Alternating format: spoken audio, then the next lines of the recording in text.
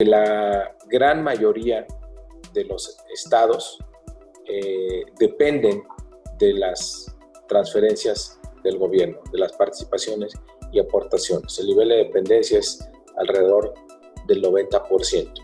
Estos gobernadores que piden la revisión del pacto fiscal, bueno, habría que ver, primero, ver cómo gastan, y segundo, pues cuáles son los esfuerzos que ellos hacen en materia de ingresos a partir de las facultades que ya tienen. Porque parece que algunos gobernadores plantean la revisión del pacto fiscal como si quisieran pedir más recursos. Y si el pacto fiscal se revisa, yo creo que tendría que ser en el sentido de revisar cómo se generan más ingresos, no cómo se le pide más a la federación.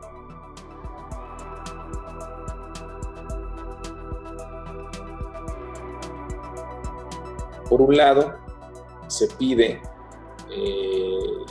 que no se paguen los impuestos, que no se cobren los servicios como la luz, el agua, los servicios que provee el gobierno, y al mismo tiempo que se eroguen grandes cantidades de recursos para ayudar a las empresas.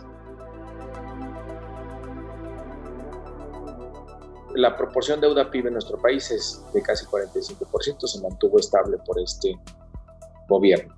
Pero en realidad sí tenemos una limitante en nuestra capacidad de endeudamiento, que son los ingresos que tiene nuestro país. Los ingresos tributarios son muy bajos, son de los más bajos del mundo, apenas 16 puntos del PIB. Los ingresos petroleros están cayendo, han venido cayendo en los últimos años.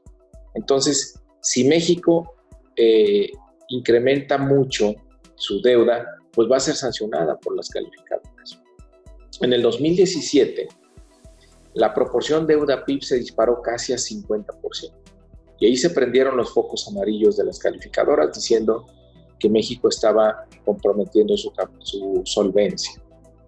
Ahora, en este año, sabemos que el PIB no va a crecer, incluso que vamos a tener el PIB se va a hacer más pequeño porque vamos a tener una caída.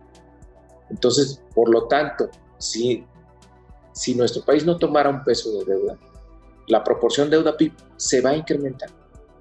Entonces, si tomamos más deuda, esta proporción se va a incrementar.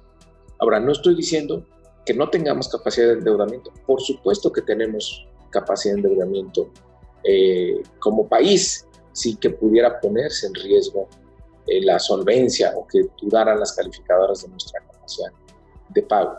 Pero en esto hay que ser muy cuidadoso y hay que ser muy ordenado. Y también no pedirle al gobierno pues, que haga algo como Francia, Estados Unidos, que digan, no, pues vamos a comprometernos con 10 puntos del PIB, porque si eso hiciera este gobierno, de inmediato se pondría en duda la solvencia del Estado mexicano y ahí sí entraríamos en una espiral de especulación muy difícil de sostener y de detener.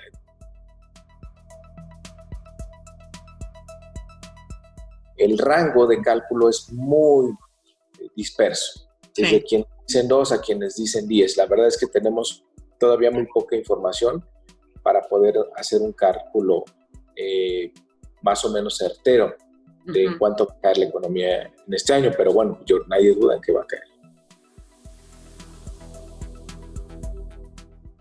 Bueno, ahí el gobernador nos dejó muy claro cuál es la tarea del banco, qué es lo que están haciendo.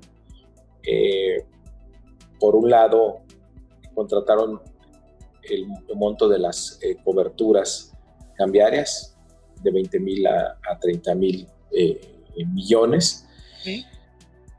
Con el sistema financiero, con los bancos, redujeron las reservas que deben de tener con el banco en 50,000 millones de pesos, lo cual eso le da liquidez y solvencia al sistema financiero, al sistema de pagos. Junto con las autoridades hacendarias, modificaron o abrieron como una tregua para que en estos 6 meses, si no hay pago de capital o de intereses de los deudores de la banca, no represente un riesgo en la capitalización. Se cambiaron las reglas de la banca, lo cual también es muy bueno. Tiene Banco de México también la línea de crédito con el Fondo Monetario internacional, y el fondo ha cuidado el sistema de pagos, que haya liquidez. Si hay problemas de liquidez también entra, el gobierno también intercambió bonos, hizo permutas de bonos de largo plazo por bonos de corto plazo. Entonces ahí está el Banco de México contribuyendo a que haya liquidez. Si de repente algún sector empieza a tener fallas, ahí entra junto con la autoridad hacendaria.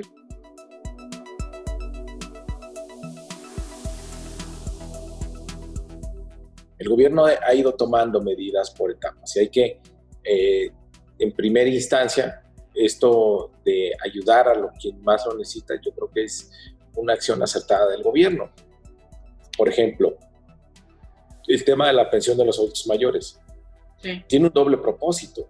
Una, proteger a los más vulnerables, pero también es una inyección de 40,000 millones de pesos en la economía. Eso es muy importante porque todo esto pues, se va a consumo y eso ayuda a mantener vivo a muchos sectores. Sí. O estos créditos, pequeños créditos a los microempresarios, a los formales y a los informales, también tienen ese objetivo. Va a llegar un momento, sí, en que algunas empresas pues, no van a poder hacer ni la contribución obrero-patronal porque no tienen flujo. Entonces, sí, ahí la autoridad creo que debería tomar este tipo de protestas, de propuestas, en lugar de que se genere una mora, pues mejor llegar a un acuerdo y establecer plazos.